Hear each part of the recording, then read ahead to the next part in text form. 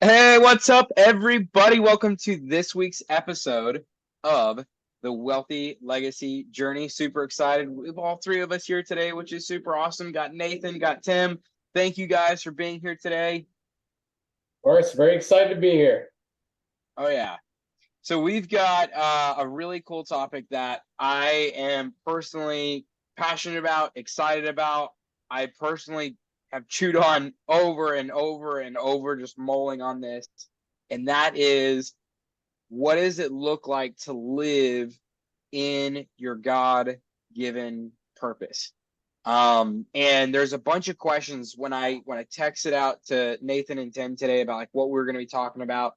Some of the questions that I've personally had to chew on, within this realm is, why is it important to do something that you're excited about? And then, even just asking the question of like, are we excited about what we're doing? And then in that, are we excited about everything that we do, or are we just simply excited about, maybe some of the aspects, but yes, there's still like is, tough and unexciting parts of what we do. And, this is something that I've had to go through this journey of figuring out, like, how do you find that thing that you're passionate about, but it also pays the bills, right?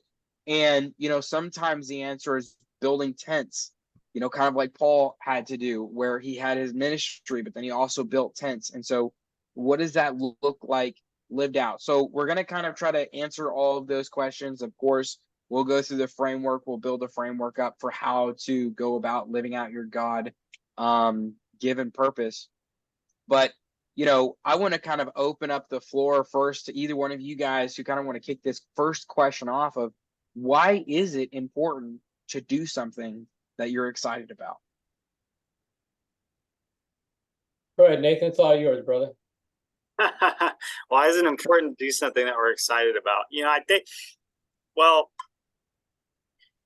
I would say this because when I think about that question and the God, the God-given purpose, I think that to do something that you're excited about is a reflection of you walking out that purpose. And I think that's Mm, probably the most important because what you're doing is a reflection of your faith. And so to me, it's like if you're coming in every day and you're cranky and you're this and you're this, I imagine people around you to be like, this guy just doesn't seem very happy, and it's like I jokingly would say this before, but I would, a lot of times in retail, and I use this as an example, is I would go around and I'd be, they thought I was a goofball and I was excited and I had a lot of energy and they'd always be like, why do you have so much energy and all this stuff? And a lot of it was, yeah, I naturally had energy and I had excitement. But the reality was that I knew that that energy would go through the building. I knew it would relay and mm, how I made stuff. And it's good. the thing is there would be days where I would come in and I would not have that energy and I would just be normal. It's not that I was in a bad mood. It's not that I would be upset, but if I was quiet, everybody worried like what's going on today? Like somebody in trouble.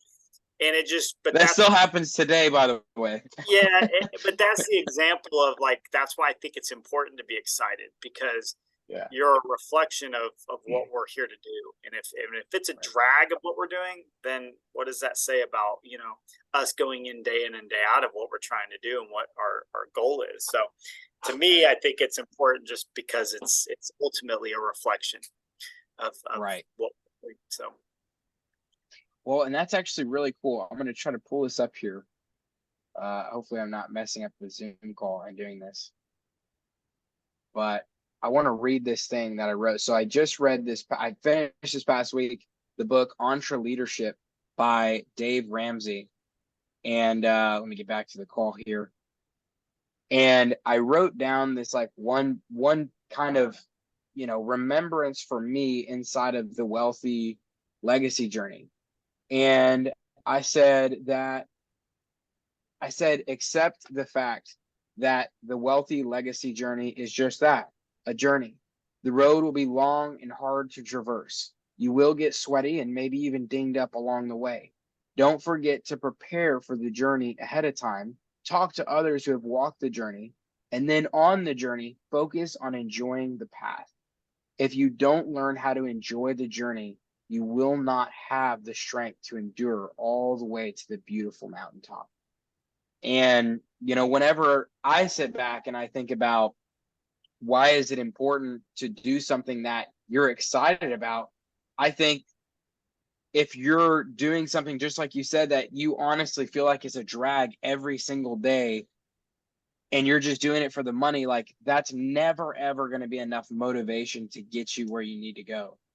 But I would even say sometimes, like, I love what you said about sometimes you just have to put action behind it. And I'll even talk about, like, for me right now, whenever I go to meet up with my team at our office space, that office drive for me at this current time is 55 minutes roughly. And that's both ways. Sometimes I'm hitting traffic. I mean, like, it's 45 minutes on a good day, and we're clearing an hour on a bad day. And so it's a little bit difficult, but I've had to tell myself lately, like, I'm excited about what I'm learning. I'm excited about my opportunity to work with the team. I'm excited to have this alone time. It's quiet time for me just to meditate on what the Lord is doing in my life, to listen to a podcast, to better myself. So how, even in that drive, I think it's so easy to start to dread this long drive. How can I even be excited about that, aspect? And I'm kind of jumping ahead to another question that we're going to talk about. But yeah, like, you have to be, I think, the overall vision, excited and passionate about it, because if you can't get behind it, none of your team's going to get behind it. Right. But then even at that, on those little aspects, you have to set the tone of, we're going to be excited and grateful and pursue with everything that we have these opportunities. And if you're coming in like a buzzkill every day, you're never going to be able to make that happen. So what about that second question, Tim? I want to hear from you, specifically on what we're working on with Algorithmos. Are we excited about what we do? And then with that, like, are we excited about some of the aspects or all of the aspects? Like, what does that excitement look like?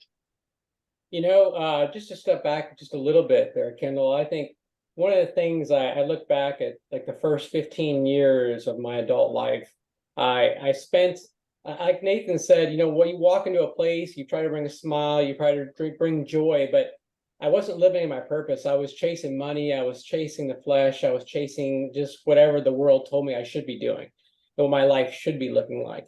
But it was always disappointing because I really wasn't living in that purpose. So no matter what I did, I felt like I was spinning my tires in the mud, right? I just didn't feel like I was getting any traction. But at the age of 35, I actually started to really seek God's purpose for my life. And I started to really find those places that he wanted me to be in, those areas that he wanted me to focus in. And I started to find the joy. So to kind of add on to your question, or answer your question, I think started to learn to really know that I have to build my tents in order to go after my true purpose. So my true purpose is serving others, and serving others in ways of counseling others, or serving others in just, in groups or individuals, or whatever but it's in that area. But I know that I have to also, build my tents. I have to be able to pay the mortgage, pay the electricity, all those other things I need to do to get there. So Right. I think, like, this tool, like this platform we're building called Algorithmos, which is we're building this tool, we're programming in Python. That's not my joy, right? That doesn't light me up every morning. It's something that we have the capability to do, and God's given us the skills to do that, and we can do it. But it doesn't. But I now know it serves a much bigger purpose. So the joy I find in that now, I wouldn't have found 15 years ago. I would have just been doing it because I was chasing. I wanted a boat. I wanted a bigger house. But now I know that's going to get me to where I want to be, which is being able to serve and love on others. So Right. it's now I do it with much more joy today than I did 10 years ago. Well, and I like what you said, and I think this is, correct me if I'm wrong, but I think kind of where you're getting is that, like, you're kind of saying, like, well, no matter what you did, you felt like you weren't getting any traction, which was stealing your excitement, right? But it sounds like now you even look at traction differently. Like, even there at the very end, you said, like, I wanted the house, I wanted the boat, I wanted, all this kind of stuff. But, like, I know for us getting to work together, we've been excited and had a lot of fun just getting to work together, just getting to brainstorm together and work through problems together. And you figure out this saying, big high five. Everybody's excited about that moment instead of just like, well, another day that I don't have the lake house and the boat or whatever, and like I haven't reached my big goal, so I'm not excited because I'm not getting traction. And I think you've really got to look at traction differently and go, what wins did I have today? And let that kind of fuel you and show that traction for you in your life. Yeah, I agree. I watched a movie a while back called Peaceful Warrior, which really kind of set that up nicely, which is really, it talked about what you just said, enjoying every moment of every day and not just focusing on where you're going, because then the whole climb up this giant mountain, it's like, oh man, it's so tiring. It's so dumb. Instead of looking at the path before you or the person next to you and enjoying those conversations and enjoying what God's put before you and just walking it out. And all of a sudden you're there. You get to the top and you're like, man, I got here so fast. But if you're so focused on the very top of that mountain, that whole climb is it's painful, right? It's arduous. Yeah. You're not enjoying each one of those steps along the way, to your point. Yeah, agreed. Now, I want to get your opinion about this too, Nathan, in the real estate space. Are you excited about what you've done in real estate, what you're doing, on the ambition side, the NK Legacy Property side? Are you excited about some aspects or all aspects? Like, what's your kind of, rounded out perspective on this? Oh man, yeah. I mean, I think it's, to kind of make it, I guess, transparent. A lot of the times when I think about tent building and think about things I'm excited about, not excited about, I think about, we're having to make so many decisions. At the end of the day, every single sale, every single purchase, every single thought of how do we do this or how do we do that, or are we going to go forward with this, or how are we going to go forward with this? Every day there's probably, I'm guessing, at least 25 minimum decisions we have to make on certain properties or what we're going to do. And it's like, that is probably the one thing that at the end of the day is probably not the most enjoyable, because when you're having to make a decision, you're really having to, one thing I've learned is you can think about that constantly. And so it's like, how much time do you spend on each decision? And so it's also a matter of just learning how to make decisions quicker. So that's probably the first thing I would say. Like, if I was going to say one thing, now obviously you delegate and put people in place to supervise and to make other decisions. But at the end of the day, there's still going to be that many decisions to make. And so, when you think about tent building, it's kind of opposite for me. I think when I think about one thing that I'm really like, I really enjoy the most, obviously there's a lot of, the team building aspect, the visionary aspect. How do we build? How do we, like today, even just knowing, when I took a step back and thought like for 5 minutes, I'm like what we're about to build is crazy. Like, I don't even know how we're in the place that we're in. And it's a gratitude thing, but it's also one of those things where you just kind of like, it's almost like the mountain has been covered by fog, when we talk about mountains, and you couldn't see it. And then all of a sudden it's just clear, and it's like you can see it. And being able to see it makes you visually say, okay, I'm going to take a step by step, but it's there. And you see it there. And when you know it's there, it's that confidence that says, I'm amazed at what we're about to be able to do. And then it's walking in that path. And so those are the exciting things, but also running numbers, from a real estate perspective. I would say 90% is running numbers, understanding value, because it all goes back to that. And I know you and I talked, even this week had a good conversation, just going through numbers on a specific deal. And there's so many numbers that you're having to run through and different strategies. And this is our exit, and this is our exit, and this is our exit. But everything revolves around, let me evaluate this property. And so on the day in and day out, running numbers, I love. Like, I actually enjoy it. Sometimes it can be a little over, clouding your brain with so many numbers. But at the end of the day, it's like, if you shot me a property right now and said, hey, Nathan, look at this. Deep down, I'm like, I need to get to that. And then I become squirrel because I want to see what that value is there. But yeah, so hopefully that answered that question. No, I think that's awesome. And I think the exciting thing about that is, like, there were certain things that you mentioned that I enjoy more than I know that you enjoy. And then the vice versa, like there are aspects of the game that you enjoy more than I enjoy. And I think the cool thing about that is, especially when you begin to enjoy the journey and you begin to have that growth, you have the opportunity to start adding team members onto your group that do the things that you're not maybe as proficient or skilled or enjoy as much, but maybe that's something they really love. Like, I was talking with somebody just yesterday, who's working with, one of the guys that both Nathan and I know. His name's Casey. And on his team, he just brought a guy in, and basically he brought this guy in to do the aspects of the job that Casey doesn't, really love to do. And he's grown his team to that point, and I think that's wonderful.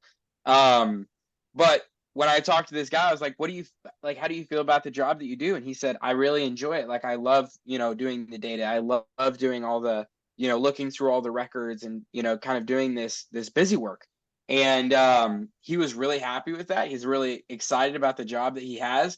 And it was a piece that, in this case, Casey didn't enjoy as much, but I think we all have opportunities to do that and bring in those people whenever we, live in our purpose. We're excited about what we're doing. Then we start to enjoy the journey. We actually start to grow something. Like you said, you can start to see, the clouds and the mountaintops, but you start seeing those mountains and it's real.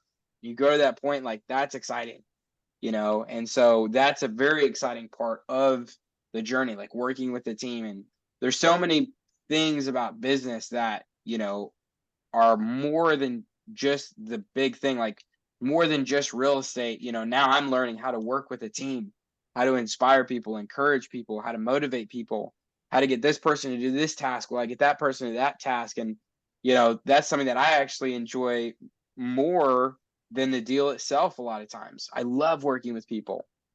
I know that there are other people out there who do not like working with people and rather would do the thing. And so that's kind of that's the exciting part about growth. Kendall, just to add on to that real quick, one of the things our team worked with a lady years ago who she was had her own practice in behavior analysis with kiddos, and she was ready to leave it. She's like, I'm done. And so we had her go through the process to figure out what she really enjoyed and what she didn't enjoy, what she enjoyed out of that process. And she realized she was getting caught up in all the accounting, and she was never going on vacation. She never had time to take a break. So she literally just made a small change by hiring somebody or bring somebody to do that part that she didn't like. And then she started to take vacations and started to get to her some her time and her and her husband. And she was, instead of jumping out of that and going, she's like, maybe I should become a lawyer or do something different. She stayed in that practice. She's thriving now. She's super happy, but she had to step back and kind of think about her journey and the pieces that she loved and didn't love. Sometimes you can't delegate that off. You don't have somebody, but if you do have that team around you, find the people who are really good in that particular area and put them in that, or delegate that off so that you can enjoy the pieces that you do love to do every day, if that makes sense. Yeah. Well, and that was a place that I went wrong twice, big time, where, instead of bringing people in and delegating those pieces, I would just start to find the process like more mundane, because the excitement of like having the win and doing the deal wore off. The excitement of, on one it was closing flips, on the other one it was closing like, land deals. The excitement of doing the deal and making the payout was pretty much gone. Like, it didn't matter to me anymore. It was, I mean, yes, was I happy? That was cool, but it was just a blip. And it started, but the amount that I disliked the process, I'm not naturally a very organized person. And so I don't like project management because I get overwhelmed by the details. Like, it literally stresses me out. And I feel like I spend so much time going through the details over and over and over because I feel like I'm going to forget something because I struggle to get all of my ducks in a row, that now I'm literally spending all my time worrying about that. Whereas, like, I've seen, in the past when I've had a project manager, they can take the same amount of workload that would take me all week and do it in like 10 hours a week because they're a very naturally organized person and they can just do that really efficiently. Their brain works that way. They're excited to be doing that. And that's wonderful. So, that's kind of the light at the end of the tunnel for a solopreneur whenever you're going from solopreneur to, I guess, I don't know if it's like a teampreneur at that point or whatever, but yeah. So we're about 19 minutes in. And I really do want to start getting much better about dialing in our time. So we're kind of running short on time. I want to break this down into, 3 to 5 tangible steps. So let's assume that, we have someone who is pursuing some level of entrepreneurship at some degree. Let's say they're closer to the solopreneur side, similar to what we have right now with Algorithmos, NK Legacy Properties. What would be step number one to getting excited and really making sure that what you're doing is living in your God-given purpose? Well, I think first of all is to answer the question, and we've talked about this before, which is the why. Why are you doing this? There's got to be the why. There's got to be a purpose, and is it helping you fulfill your purpose as an individual? Is it helping you to serve others, or fill that role that God has put in your life? And then, first, I guess that's the very first step. You have to answer that question. Yeah.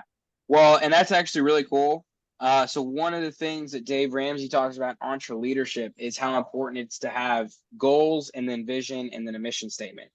Because the mission statement is like the big kind of overarching thing. We have to have goals, but goals without action are nothing in all reality. And then you have to have vision. So like in that, you create this goal, and then there's this vision of what that goal could create.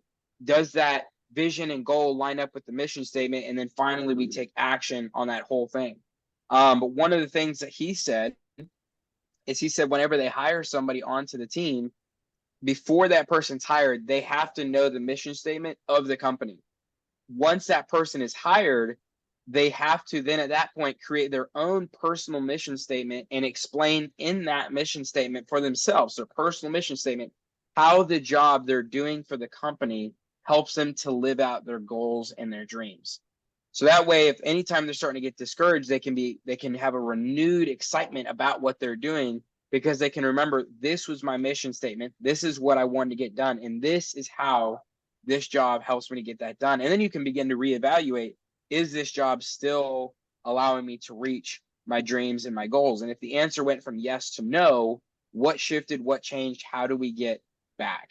So I would say, for a solopreneur or, a smaller end entrepreneur, you're really the employee of your own business. You're really working a lot in your business, not as much on your business. So this might be a great time to, I would say step number 2, I would write down your mission statement, and specifically in that, have your mission statement for the company, have a mission statement for yourself, and explain how what you're doing right now in your personal role as an employee to your business, are you getting to live out your dreams and your goals? And on the hard days, look back at that and let that fill you back up and start chasing after that goal again. So I would say that would be step number 2. So number 1, we have know your why. Number 2, we have a mission statement. And then Nathan, it's your turn now, buddy. What do you think? Number 3. Yeah, I think I talked about it before, but I think just simplifying it, if you were going to go in, somebody was going to start their own business, let's say hypothetically, find out within yourself, and it's a lot of self-evaluation, but find out what is it that you really enjoy. Like if you can go through all your experience in life, what's the one task that you really enjoy, and then really ask yourself, what do you not enjoy? So like I loved hearing you say the organization is something you just really don't like in the details. So immediately put those on paper, even if that's what it is, and find out how are you going to spend majority of your time doing the things that you do enjoy and that you're good at, and how are you going to try to leverage out the stuff that you're not. So it's really just dissecting it from the very beginning, because what happens is kind of like what Tim said, you get to a place to where you get so burnt out, you're not taking any time off because you don't enjoy in this case, I think it was the accounting. And it's like, if from the beginning you said, I do not like to do this accounting, well, at least you knew from the very beginning that is the one thing you've constantly got to have in the back of your mind, is this is the person that I'm going to have to hire next. Because we all are going to always have to think about that. No matter what business you're starting, you're always going to be thinking about how can I leverage something at some point. And it may be sooner than later. A lot of times it may be a couple years. I know I didn't hire somebody in real estate till, it was the year after, but I didn't have a good plan, but I already knew that I needed somebody to do the things that I did not enjoy doing. or was good at doing. So, but yeah, I think just figure those two things out, really, really, really dial it in. So. Well, and it's powerful what it can do for your efficiency and your own personal morale. Sorry, I got distracted. It's powerful what it can do for your own personal morale, what it can do for your excitement, what it can do for your enthusiasm, your efficiency inside of the business, your productivity when you are able to hand those things off. Like I imagine whenever you brought on Mr. John, he was really kind of your first right-hand man. I'm sure your efficiency and your productivity was able to go probably more than double what you were really doing beforehand because of being able to share that workload and have that energy in the room. And that's really powerful. I would say I want to add step number 4 here, and this really complements what Nathan said, and that is partner up. Sometimes we have to partner up with complementary skill sets, especially if you can't afford to hire somebody. And I am not going to lie, this is not necessarily always the easiest thing to do. Maybe Nathan and Tim are less selfish than I am. But I struggle sometimes, realizing that I have forever given up a percentage of a thing, whether it be like in a short-term deal or a long-term business situation. Sometimes that's a struggle for me. But I have to remind myself that because of that strategic partnership, we're able to over double our efforts. Because of that strategic partnership, I'm able to do and live in my God-given purpose better. And that person is able to live in their God-given purpose better. And so even if I have to give up a piece of the pie so that I can enjoy and be more excited about the process that I'm in right now, that's okay. Like that's really good. And I think it was Nathan one time he mentioned, I can't remember if it was on an episode or if it was outside of an episode, but he mentioned something like some business guy basically said, I would rather own 10% of 10 good companies than 100% of one good company. I think Nathan was the one who told me that. It was a quote from some guy, I can't even remember who, but like to me, that's such good, words to remember and to really just chew on. And so in that, as you're trying to live in your God-given purpose, don't be afraid, or I'll even throw it out there and just kind of put it like it is, be too greedy to be willing to split the pie as needed and bring on partners to have those complementary skill sets. So gentlemen, we have step number 1, know your why reason and have a purpose. Number 2, having that mission statement for business and personally. Number 3, figuring out what you enjoy and what you do not enjoy. And number 4, as needed, partner up with your complementary, I guess it'd be like personality type, I guess you could say, if you can't afford to hire somebody, bring in, that ability. Is there a step number 5 that one of you would like to summarize this with? The one thing I can think of, and this is just, as you two guys talk about this, I keep thinking about analysis paralysis. I think about, all the things that we need to be doing and moving forward and thinking about our purpose and thinking about all these things of how do I build this and how do I bring the right team together? And I think you could spend years and years and I think planning is important, but you never start acting. So I think acting, and I think Nathan mentioned that earlier too, about acting is just, you have to start walking it out. And so you really do start making decisions, good or bad, and you have to be ready to pivot, right? In a moment's notice and be okay with that. But a lot of people, they don't start behaving and they don't start acting. Yeah, that's good. Well, and that's powerful because, when you look at the topic being living in your God-given purpose, we're not looking at like talking about your God-given purpose, dreaming about your God-given purpose. We talk about living in your God-given purpose. And so I 100% agree. Take action is wonderful step number 5 for this. So with that said, do you guys have any final thoughts that you want to leave everybody with? Maybe like a word of encouragement, just kind of something that's inspired you over the years as you've, shifted, molded to learn how to live in your God-given purpose. Any golden nuggets that you want to leave our viewers today with? I'll start. It's maybe just a little something practical, but I thought about the decisions, and then I just thought about taking action. And one thing that in the last few weeks I had read a book, and it's the 5-second countdown.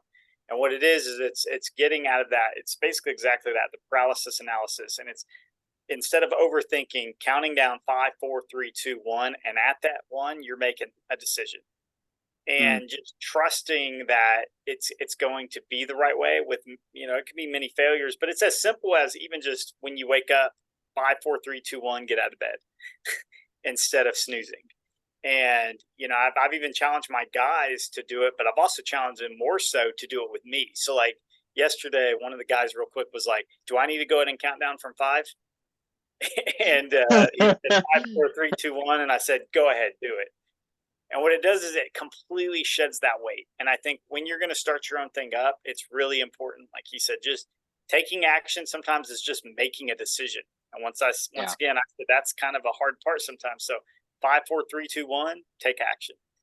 And well, maybe that would help. Yeah, that's exciting. Yeah, that's I'd love to go into that more about something that we did this week with the team, but that's an awesome note. I love it. Tim, final note.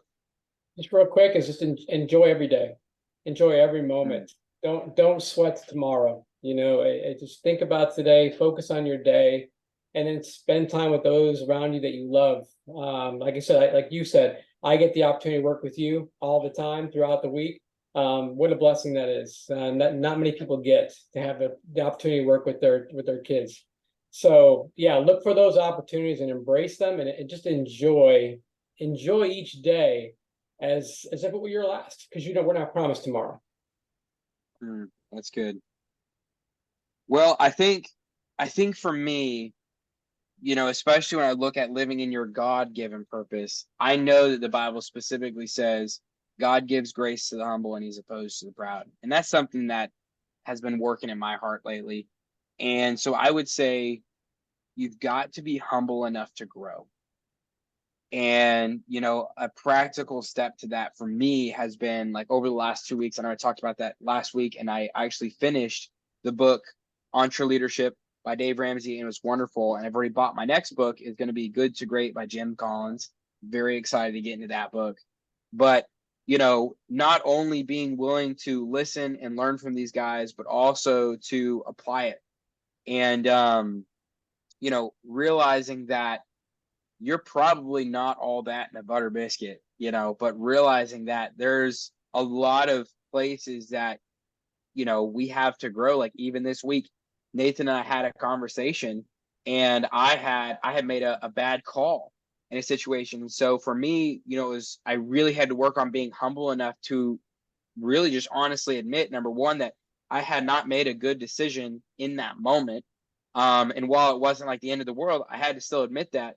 And then I even need to bring one of our team members down that's working with Nathan and I in NK Legacy Properties and apologize to him for my lapse in judgment and the mistake that I had made in the way I didn't handle a situation properly.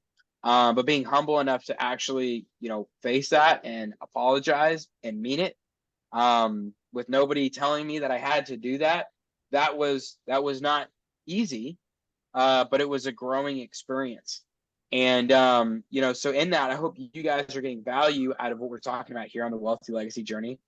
And I would encourage you, go along with me as we're reading through books. I'm excited that that's going to become a new, aspect of the Wealthy Legacy Journey. I'm going to read through these books, post, reports, and bring that to you guys. There's a lot of wonderful, lessons and wisdom out there.